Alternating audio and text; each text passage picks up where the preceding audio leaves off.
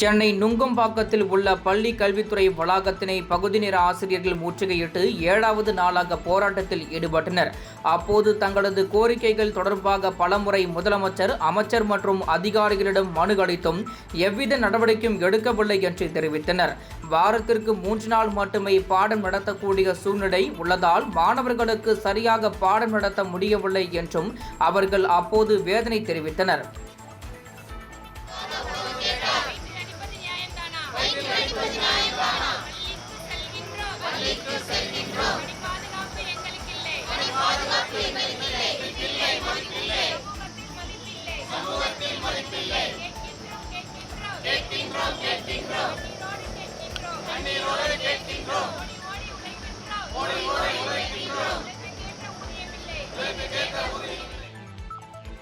ஒரு ஆசிரியர்கள் என்கிற கண்ணியமான முறையில் நீங்க உங்க அடக்குமுறைக்கு கட்டுப்பட்டு நாங்க உட்கார்ந்துட்டு இருக்கிறோம். முதல் நாள் பார்த்தீங்கன்னா 7000 பேருக்கு மேற்பட்ட ஆசிரியர்கள் அங்கங்கே சிறை வைக்கப்பட்டோம்.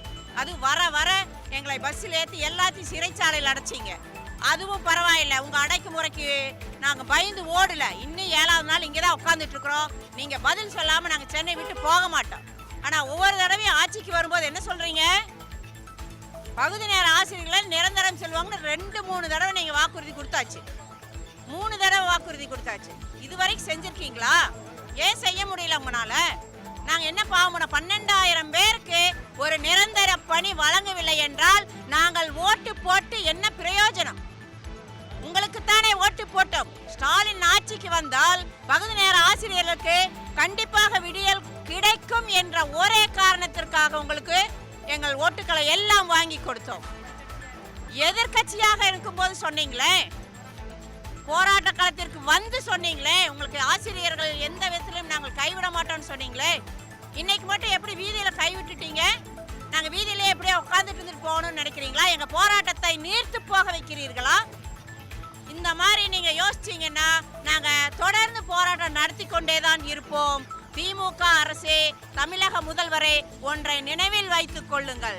உங்கள் வாக்குறுதி பொய்க்குமானால் எங்களுடைய வாக்குகளும் உங்களுக்கு எதிராக செயல்படும் என்பதை இந்த நேரத்தில் நாங்கள் உங்களை கண்டித்து சொல்கிறோம்.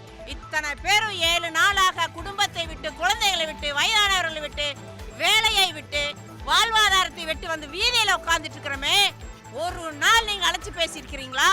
முறைப்படி நாங்கள் தேர்வு எழுதி 13 வருஷம் அனுபவத்தோட அரசு பள்ளியில் உட்கார்ந்து கொண்டிருக்கிறோம். பணி நிரந்தரம் செய்ய முடியலன்னு அதிகாரிகள் சொல்றாங்க. நீங்க படிப்படியா செய்யறோம்னு சொல்றீங்க. நாங்க உங்களுக்கு ஓட்டு போட்டோமா, அதிகாரிகளுக்கு ஓட்டு போட்டோமா? உங்களுக்கு தானே ஓட்டு போட்டோம், உங்களை நம்பித்தானே ஓட்டு போட்டோம். அதனால மாண்புமிகு முதலமைச்சரும் மாண்புமிகு கல்வித்துறை அமைச்சரும் இன்றோ இல்லை நாளையோ எங்களுக்கான தீர்வு வழங்காவிட்டால் இந்த போராட்டம் எந்த வியூகத்திலும் நிறைவேறாது. எந்த வகையிலும் போராட்டம் வலுப்பெற்று கொண்டேதான் இருக்கும். ஒவ்வொரு திட்டங்களையும் கொண்டு வர்றீங்க. அத்தனை திட்டங்களையும் நாங்கள் செயல்படுத்தி தமிழகத்தை கல்வியில் உயர்ந்த மாநிலமாக உங்களுக்கு நாங்கள் பெயரை வாங்கி கொடுத்து கொண்டிருக்கிறோம். ஆனால் எங்களுக்கு இதை செய்வதில் நீங்கள் ஏன் இவ்வளவு காலதாமதம் செய்கிறீர்கள் என்பது தெரியவில்லை. போராடி போராடி போராடி எங்களுடைய இனம் அழிந்து கொண்டே வருகிறது. எங்களுடைய ஆசிரியர் பேரினம் 16,500 இன்று 12,000 குறைந்து கொண்டு வருகிறது. ஒவ்வொரு ஆசிரியர்களினுடைய இறப்புக்கும் இந்த திராவிட முன்னேற்ற கழக அரசுதான் காரணம். இந்த போராட்ட களத்தை எடுத்து 7 நாட்களில் 2 உயிர்கள் போயிருக்கிறது. இன்னும் ஒவ்வொரு உயிரும் இங்கு போகத்தான் போகிறது. அதற்கு நிச்சயமாக நீங்கள் பதில் சொல்லித்தான் ஆக வேண்டும். 181 தேர்தல் அறிக்கையை உடனடியாக நிறைவேற்றாவிட்டால், எங்களுக்கு பணி நிரந்தர ஆணையை உடனடியாக வழங்காவிட்டால் நாங்கள் சென்னையை விட்டு அகல மாட்டோம். தயவு செய்து எங்களுடைய கோரிக்கை உடனடியாக நிறைவேற்றுங்கள்.